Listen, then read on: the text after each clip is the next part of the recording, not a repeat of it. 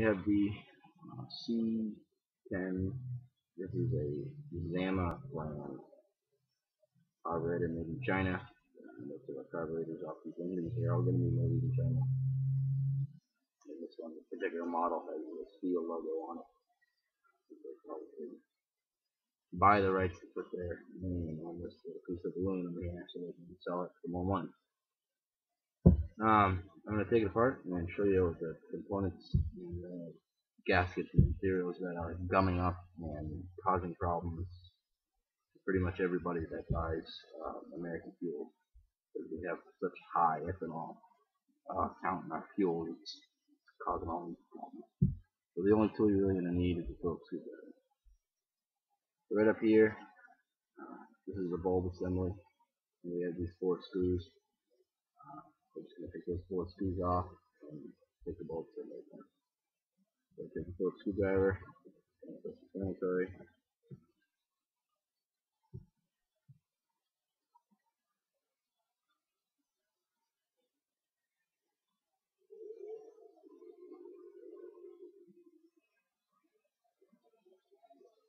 Now, I took my gloves off because I drained this carburetor before I took it apart.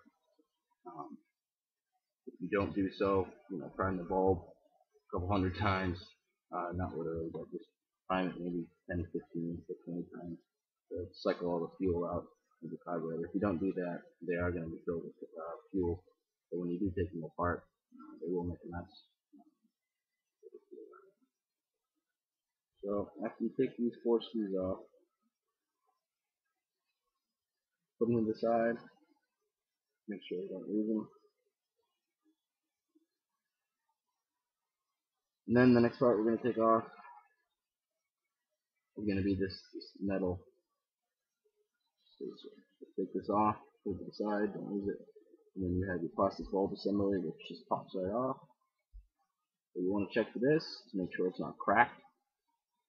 The discoloration in the bulb is fine as long as there's no stress cracks in the actual plastic or rubber. You should be fine. Put that aside, make sure you don't lose it.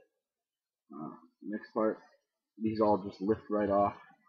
Sometimes you got to pry them off a little bit. Sometimes you can take a razor blade, put it inside, and pry it right off. But this next part is part of the metering diaphragm assembly. This is basically just a port for the fuel to come in and enter the carburetor from. What you want to make sure on these is right here is one of the main inlets for the fuel intake. That's where one of those lines comes in. You want to make sure that's clear of debris and clear of the jelly residue that the fuel is causing.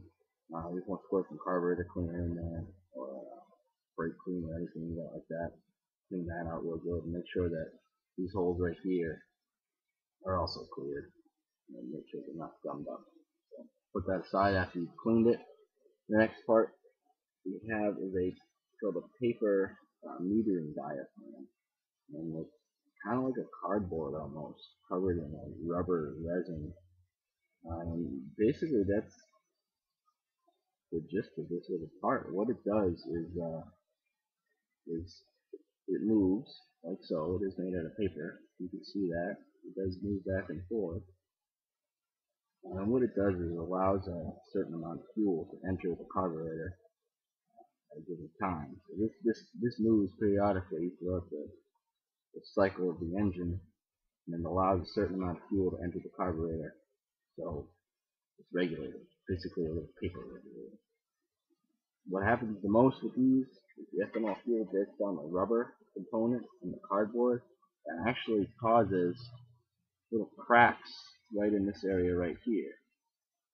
I actually have one that broke on me, and as you can see here, this is the little metal piece. This actual little metal piece right here came off and broke off from the rubber, or from the paper, should I say, and caused the engine to malfunction and actually didn't even start.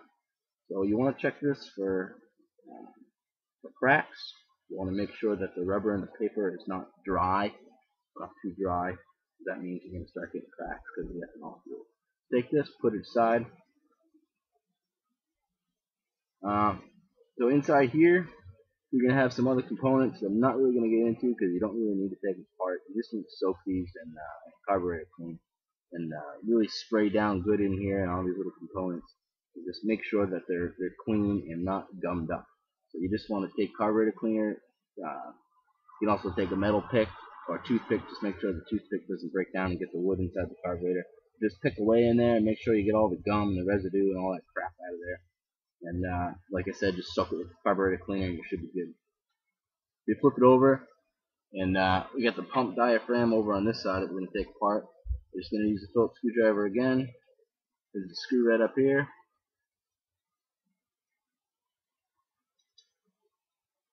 Take the screw off. Make sure you don't lose the screw. Place it to the side.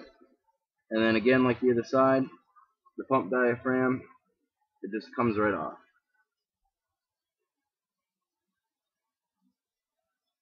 The pump diaphragm cover. Again, carburetor cleaner all in here. Just make sure it's clean. I mean, you want to see bare aluminum. That's all you really want to see. Bare aluminum, no gumminess, no jelly, no excessive fuel or oil. Just make sure it's real clean. Put that to the side. And then you have your pump diaphragm right here, which is also a paper kind of. This one's more like, looks almost like camera film. It is two parts, this particular model. This is the paper gasket, and then this is the actual diaphragm, which is like I said, it looks like a piece of film from a camera. And these are all just gaskets, and they act as gaskets, and they act as separators in between the aluminum to keep the aluminum from, from keeping the fuel from seeping out the sides of the aluminum. They're not that expensive, but you can replace them. So if you see that they are starting to crack, they're starting to wear, now go online and go on the link site, the parts page on this website, and just order a new set. I think you can get a new set for like $10. And it comes with all of them. It comes with the metering diaphragm, comes with the pump diaphragm, and I believe it comes with a couple of little parts on here that seem to wear.